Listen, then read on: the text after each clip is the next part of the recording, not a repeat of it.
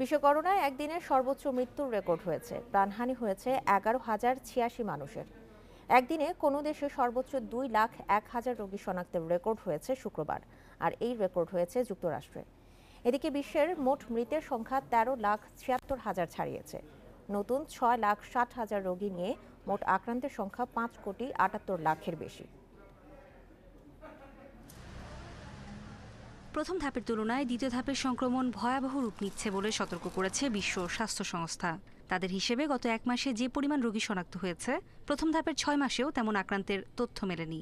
বিশেষ করে ইউরোপ ও উত্তর আমেরিকার পরিস্থিতি সবচেয়ে খারাপ বলে উল্লেখ করেন সংস্থাটির প্রধান। এদিকে প্রথম ধাপের মতো দ্বিতীয় ধাপেও যুক্তরাষ্ট্রে করোনা ভাইরাসের প্রকোপ বেড়েই চলেছে। আবারও দেশটিতে একদিনে সর্বোচ্চ রোগী শনাক্তের রেকর্ড হয়েছে। শুক্রবার ভাইরাস মিলেছে প্রায় 2,01,000 মানুষের দেহে। এ পর্যন্ত কোনো দেশে একদিনে সর্বোচ্চ শনাক্ত এটি। এ নিয়ে যুক্তরাষ্ট্রে আক্রান্তের সংখ্যা 1,22,00,000 ছাড়ালো। নতুন সাড়ে 1900 মৃত্যু নিয়ে প্রাণহানি 2,60,000-এর বেশি। দেশটির সিডিসি জানায়, বেশিরভাগ রোগী অন্য কারো থেকে সংক্রমিত হয়েছে, যাদের মধ্যে কোনো উপসর্গ ছিল না।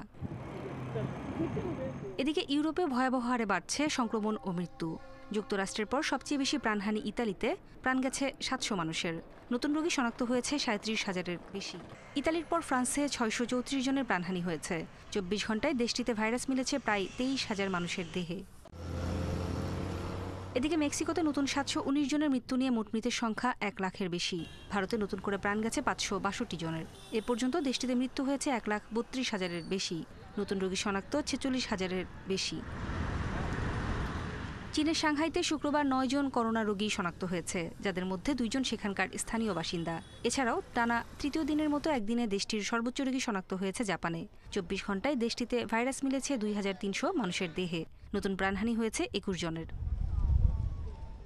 কানাডার টরন্টোতে পরিস্থিতি অবনতি হওয়ায় সোমবার থেকে 28 দিনের জন্য লকডাউন জারি করেছে জাস্টিন ট্রুডো সরকার।